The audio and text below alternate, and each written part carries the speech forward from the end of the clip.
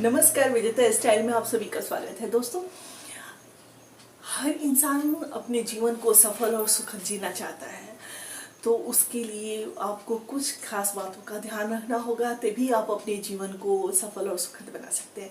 तो सुखी जीवन जीना है तो आपको कुछ बुरी आदतों को छोड़नी होगी। जो ये आदतें कॉमन होती है, बहुत लोगों में पाई जाती हैं, सभी लोगों में लगभग होती हैं।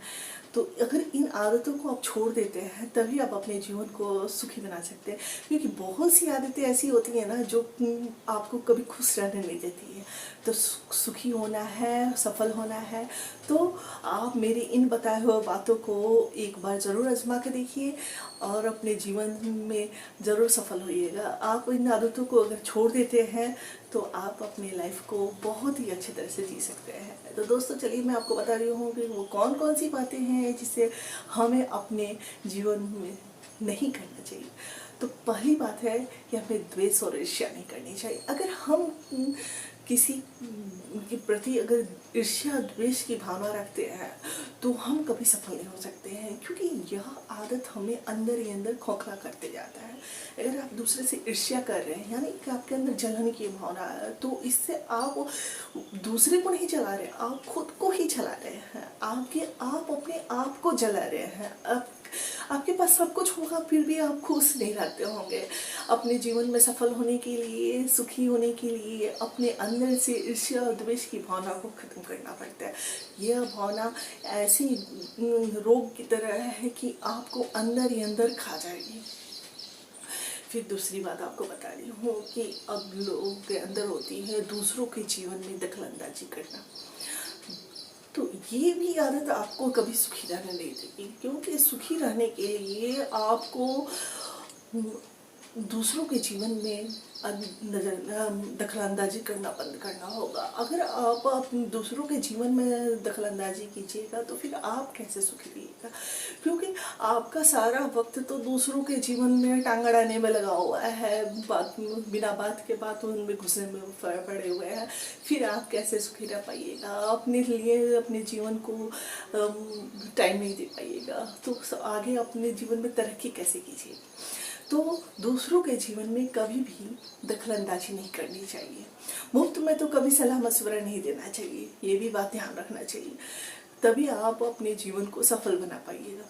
फिर दोस्तों, फिर हमें क्या ध्यान रखना है कि धन का अहंकार नहीं करना है। अगर आपके पास धन है तो उसका सदुपयोग कीजिए। अगर धन का अहंकार करते हैं तो इससे अपना ही विनाश कर रहे हैं, क्योंकि धन का घमंड खुद का नाश कर देता है। क्योंकि माता लक्ष्मी चंचल होती है, आज आपके पास है तो कल किसी और के पास होगी।